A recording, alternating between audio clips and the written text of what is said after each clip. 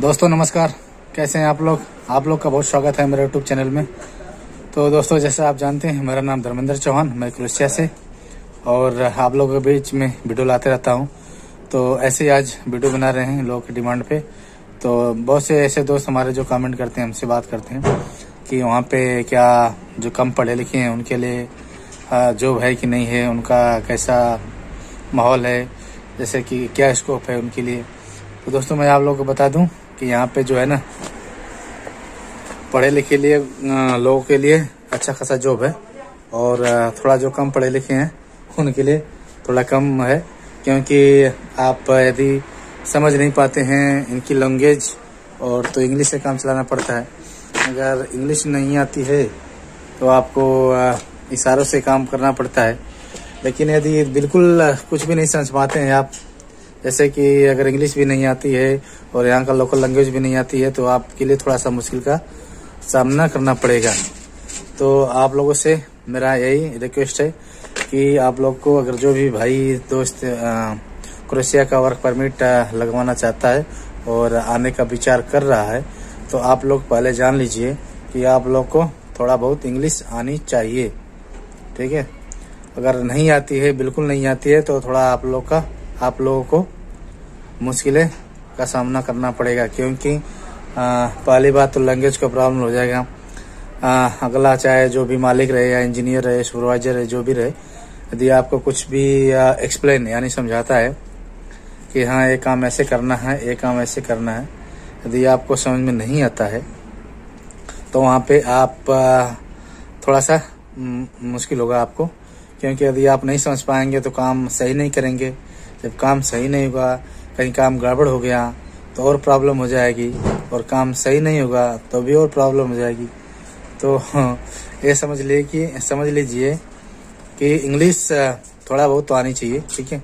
टूटी फूटी जितना भी आती है, आपको समझ में आता है, आप उसको समझा रहे हैं, तो इतना तो हो जाना चाहिए कि हाँ आप उसकी बातें समझ जाएं, उनको समझा दें, काम चल जाए, बस इतना ही। और बाकी मार्केट की बात है तो मार्केट में तो ज़्यादा कोई, और यहाँ का जैसे मार्केट में जाते हैं हम लोग तो मार्केट में इंग्लिश की कोई ज़रूरत नहीं पड़ती है। बड़े बड़े मॉल हैं, यहाँ पे सामान उठाइए और बिल पैसे पे कीजिए, ठीक है।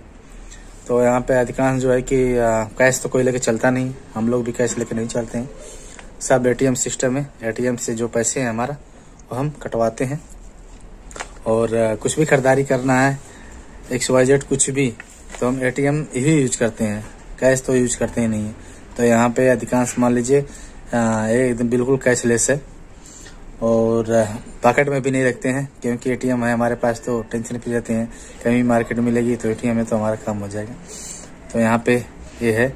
और तो दोस्तों यही है कि आप लोग कहीं भी किसी भी एजेंट या किसी के कंसल्टेंसी से यदि पासपोर्ट लगवाते हैं क्रोएशिया के वर्क परमिट के लिए, तो आप ये बात समझ लीजिए अच्छी तरह से कि आपको थोड़ा बहुत इंग्लिश आनी चाहिए, ठीक है। यदि इंग्लिश नहीं आती है तो आपको बहुत परेशानियां होगी यहाँ पे लोकल लैंग्वेज का।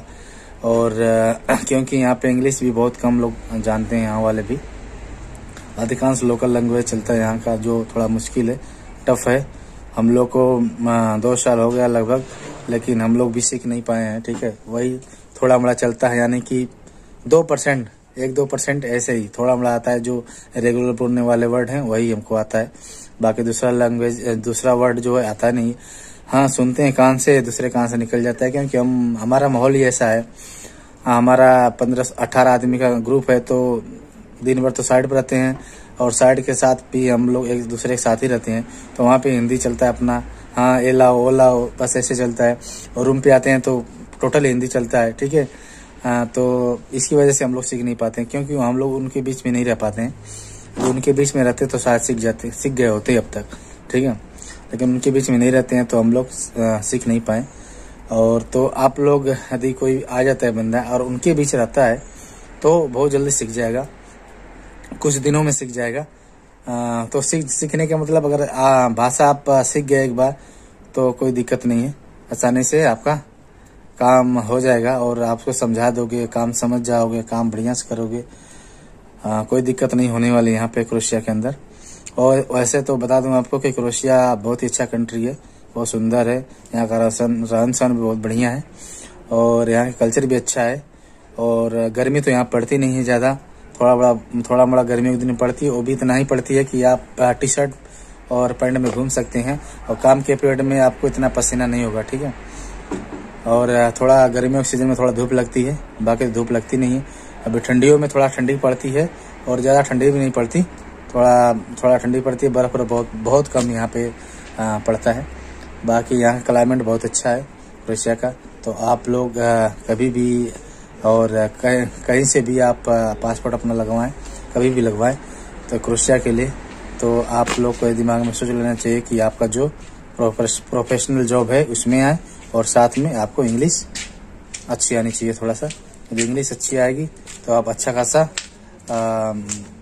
काम कर लेंगे, यहाँ पे अपने काम में तरक्की भी कर लेंगे, लोगों को जान पहचान होगी, बात व्यवहार में का एक्सपर्ट हो जाएंगे तो लोग आपको जानेंगे।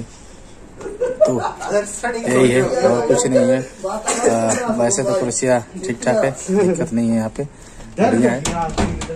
आप लोग आइए, आप लोग का स्वागत है। यदि आप लोग को वीडियो तो दोस्तों वीडियो कैसा लगा, बात मेरी समझ में आई कि नहीं समझ में आई। यदि समझ में आई तो आप लोग मुझे कमेंट करके बताइए, ठीक है। कमेंट करके बताइए कि नहीं समझ में आई तो फिर दोबारा समझाएंगे आप लोग को, ठीक है। और यदि वीडियो अच्छी लगी तो लाइक कीजिए। अगर आप लोग मेरे चैनल पर नए हैं तो चैनल को सब्सक्राइब कर लीजिए और बेल आइकन को दबा दीजिए ताकि आने वाला वीडियो का नोटिफिकेशन आपको पहले मिल सके। तो जो नोटिफिकेशन ऑल पे करेंगे तो जल्दी नोटिफिकेशन जाएगा। और अपने दोस्तों को शेयर कीजिए, ठीक है, कि भाई क्रोएशिया जाने के लिए थोड़ा क्रोएशिया के बारे में आप लोगों को जानकारी हो जाएगी आने से पहले। ओके दोस्तों, तो आशा है कि आप लोग को मेरी बात समझ में आ गई होगी। यदि बात समझ में आ गई होगी तो पासपोर्ट लगाने से पहले आप लोग 10 बार सोच लीजिए, ठीक है। और किसी एजेंट के चक्कर में ना पड़े, और क्योंकि आजकल क्रोएशिया के नाम पे बहुत फ्रॉड हो रहा है, तो उससे बच के रहिए और सही आप किसी अच्छे कंसल्टेंट से अपना पासपोर्ट लगवाइए।